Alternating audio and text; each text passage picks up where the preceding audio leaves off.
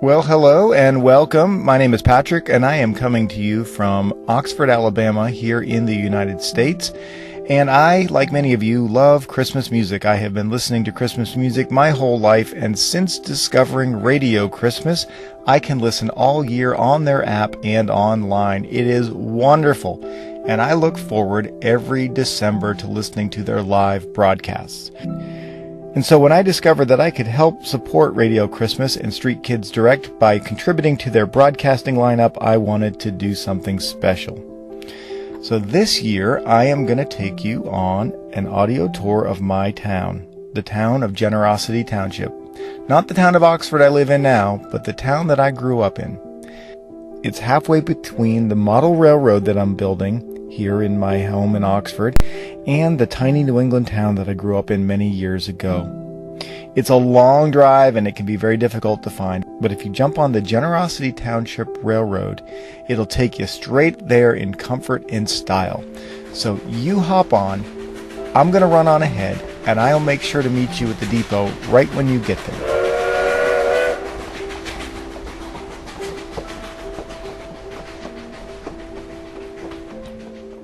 Okay, well, welcome to Generosity Township. This is a very special place indeed, and you are at the depot.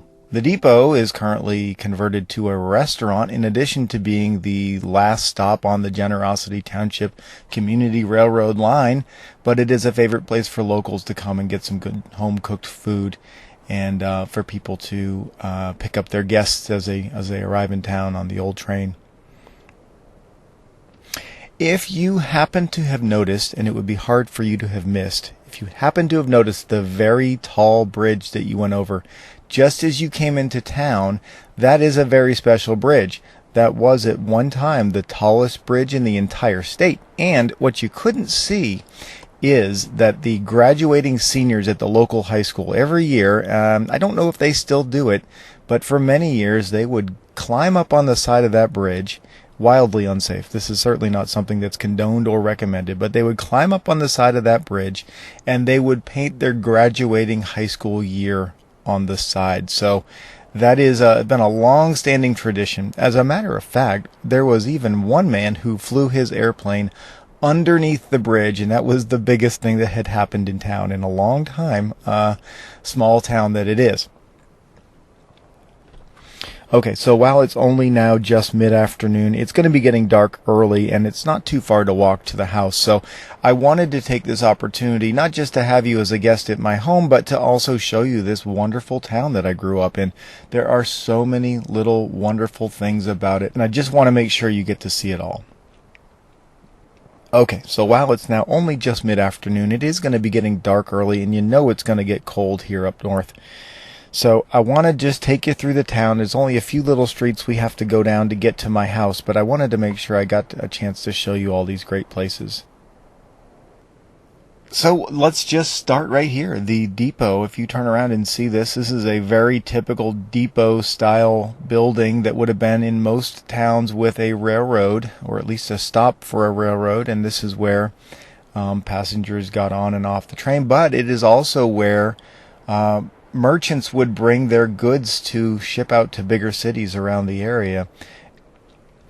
The depot sits on one end of Main Street, and on the other end of Main Street are where the mills were. There's actually a couple buildings that are still standing, and they made textiles and furniture, so I'm sure there were many horse-drawn carts rumbled down Main Street bringing their goods here to the depot to be picked up, packed up, and shipped off to the bigger cities around the area.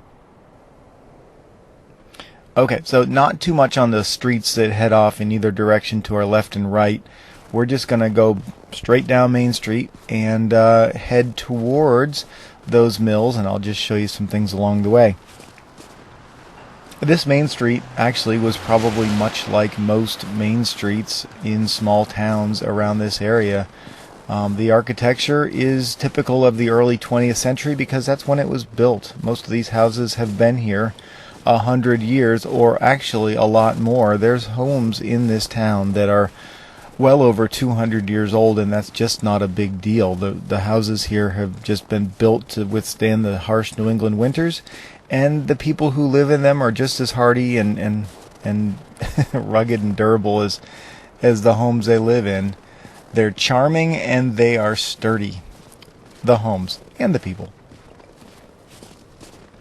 So when I was a kid, I used to walk down here with my mom, and we would check the mail here at the post office, which sits at the end of this long row building.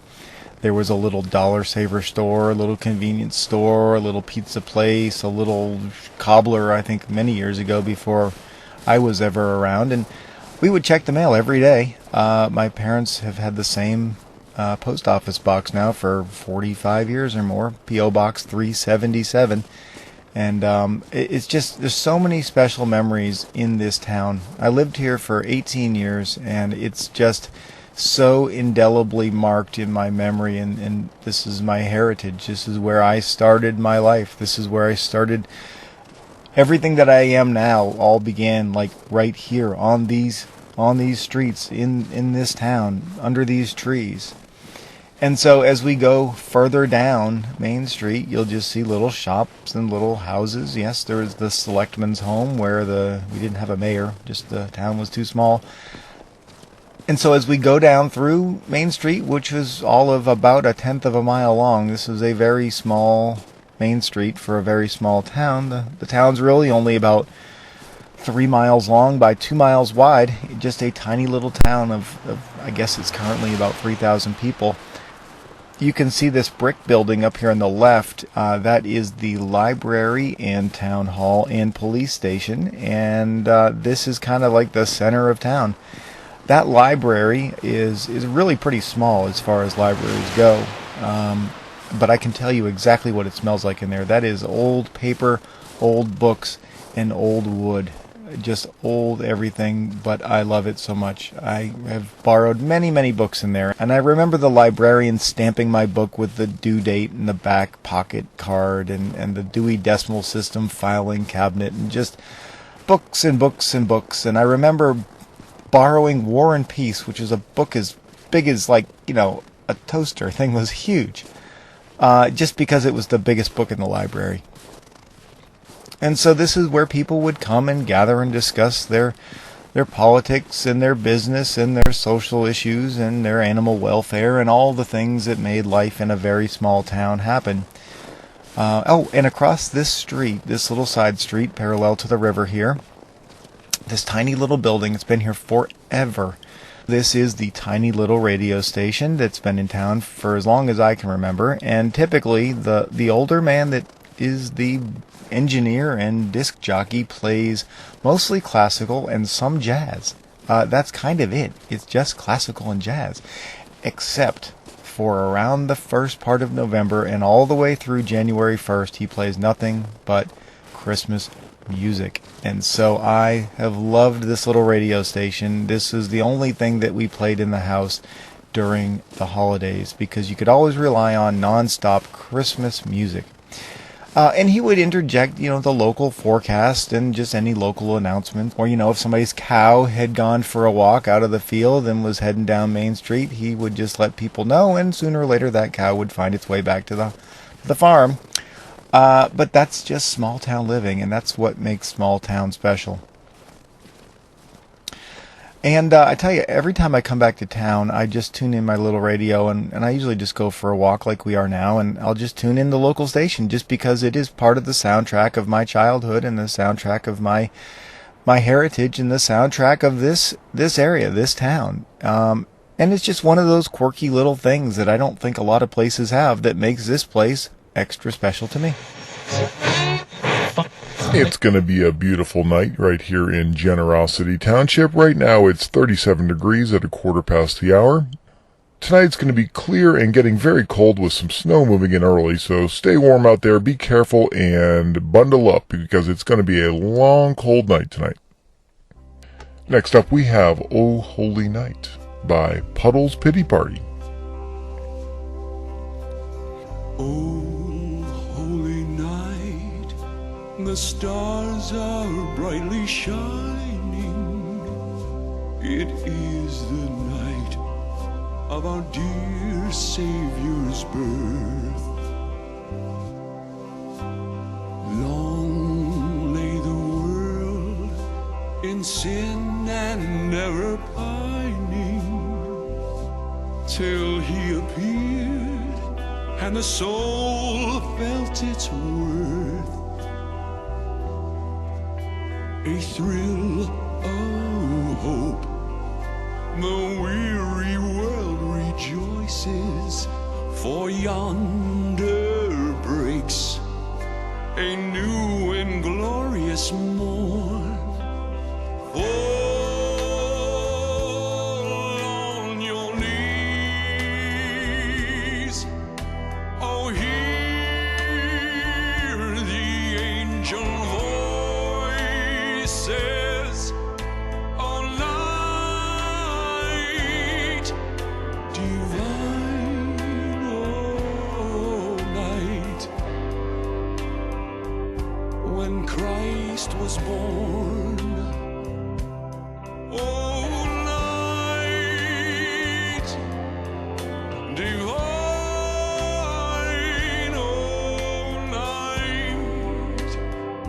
oh, night divine.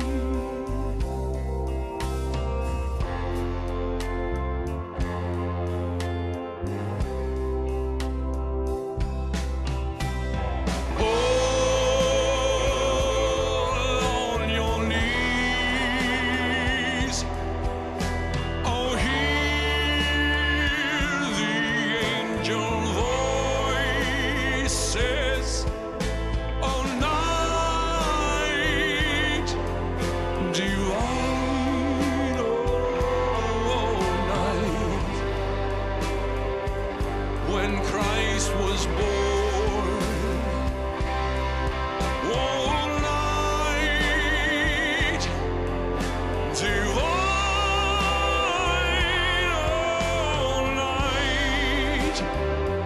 oh, night divine.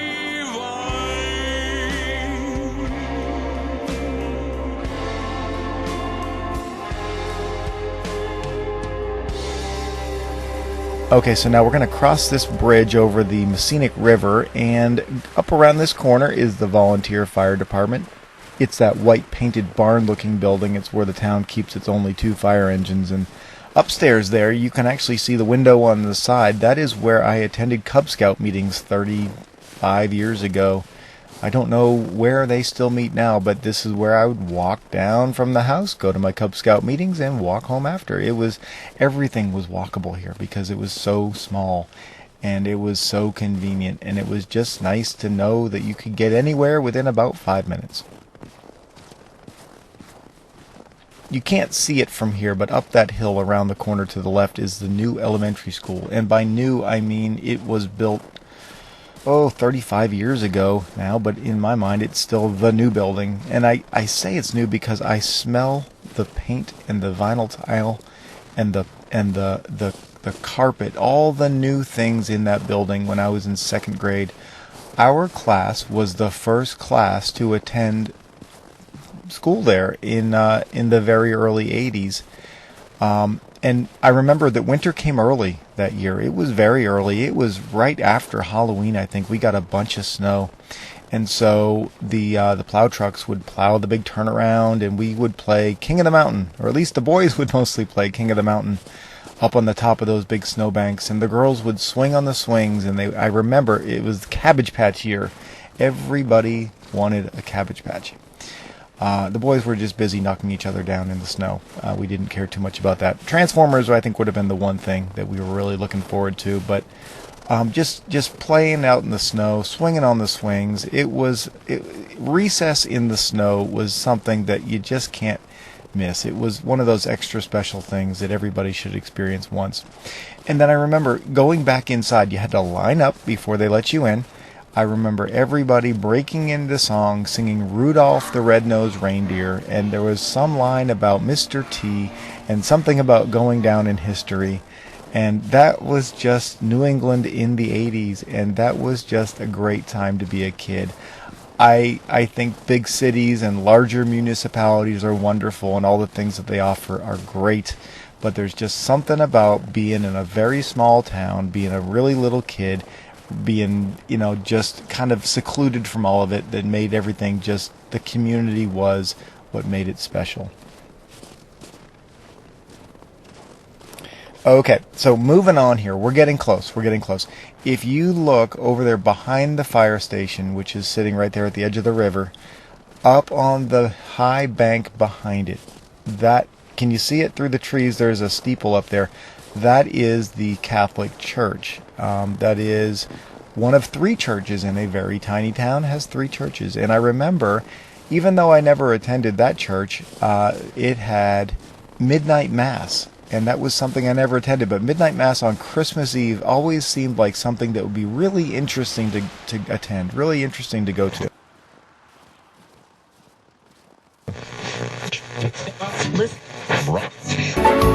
Driving home for Christmas.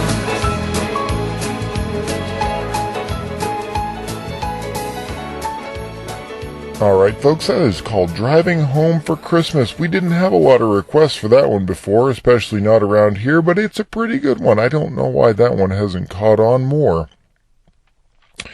And listen here, we've got an update from the National Weather Service. That snow I was telling you about, it's going to be here sooner than expected. So if you've stepped outside, you've already seen the temperature drop about 8 degrees, and that snow is going to be here before you know it. So please stay warm. Please call a friend. Make sure everybody has what they need. Let's keep each other safe out there and take care of one another.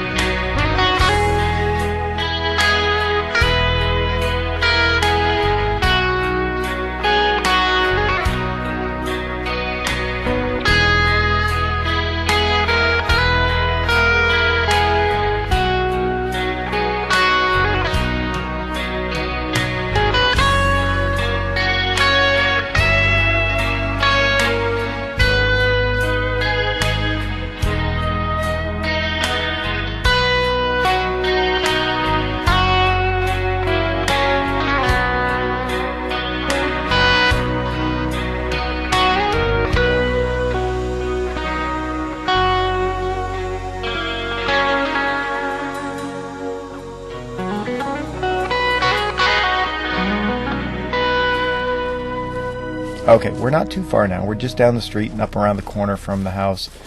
I did want to show you one other house there. Over there behind that fence, across the field, that old farmhouse right there, that is, well, just what it sounds like. It was an old working farmhouse, and when I was a kid, Miss Wheeler was our neighbor. And Miss Wheeler was probably in her late, I don't know, hundreds maybe? She was very old.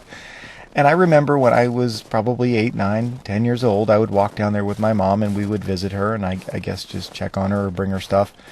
But that house was, I don't know how old that house was. That house must have been 150 years old. But I remember being told that Miss Wheeler had been born in that house. As a matter of fact, there was in the kitchen floor this wooden trap door that opened up, and that is where the Iceman would come and put blocks of ice down in the ground underneath the floor, and that's where they would keep their food cold before modern refrigeration. And the more I think about it, I gotta think that thing's still gotta be there. I don't know why you would have covered something like that up, but just I love just traces of history, things that used to be normal now that seem unique and quaint and different. I like to see that firsthand, and I like to know that it was a thing and people value it enough to take care of it and keep it. As a matter of fact, my house I grew up in is probably 150 years old. You know, it was modernized and whatnot, but we still had a fireplace. Even the ceiling, or rather the floors of the bedrooms above it, had what we called registers, and they would open up so that the heat from below could come up and heat the house above. And so there was these like cast metal grate things that opened and closed and would let us just stay warm in the winter when it was very, very cold. And boy, you know what? I know I've been talking a lot here, but it has gotten dark. It is already, like, I can see the stars already up above, just super bright already. And what is it? Like, it's not even hardly like 5:30 here. As a matter of fact, I didn't realize it, but there are already some flurries coming down here. But that's the one thing I like about living out here, or rather having lived out here, is just the cold and the clear skies. I drove home from work one evening after, probably got out of high school, drove to work at the grocery store, came home, and it would have been probably right around 9 o'clock, 9:30 maybe. And that night it was snowing on my way home, and I remember pulling in the driveway up around the back side of the house, parking my little 1987 Ford Escort, and just sitting in the car, looking out through the windshield, through the headlights at the snow just coming down quietly and steadily in the trees and on the yard and on the house.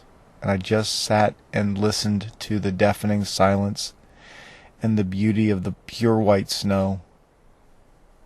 And I just watched it and listened. And then I realized that I had been sitting there so long, and I realized that I could actually see my breath coming out of my mouth and fogging the windshield in front of me. But of all the things that the world has to offer, all the technology and all the activities and all the everything that is available to us, there's something incredibly valuable to me, and there's something very special about just tranquility and silence and peace that you can find if you just take a moment to find it. And sometimes it interrupts you, and it's so staggeringly beautiful that you just can't help but stop and notice the beauty of the place you're in. But sometimes we're just so busy, all of it's going on around us. Quiet moments and peaceful tranquility, and the birds and the squirrels and the animals and the leaves and the trees and the wind and the rain and the snow and all the things that make the world we live in beautiful. Sometimes it's just scenery while we're running through it. But this place, and I know it's getting cold, we're going to go inside in just a second. This place is a place that's special to me. And this is the place I wanted to share with you. So let's go inside. It is freezing out here, and this snow is really starting to pick up. So let's go inside. I'm just going to stomp off my feet here, keep from tracking too much into the house. Just on the left here in this front room, please have a seat, sit down. There's a big pile of cookies on a plate right there. Help yourself. That chair right by the window, it's the best seat in town. That's the fireplace seat. That's the bay window seat. I'm going to run to the kitchen and get us something hot to drink. I'll come back with some cocoa, and I'll come back with some hot apple cider, and we will just enjoy the peace and the quiet and the fellowship in this place. All right, I'll be right back.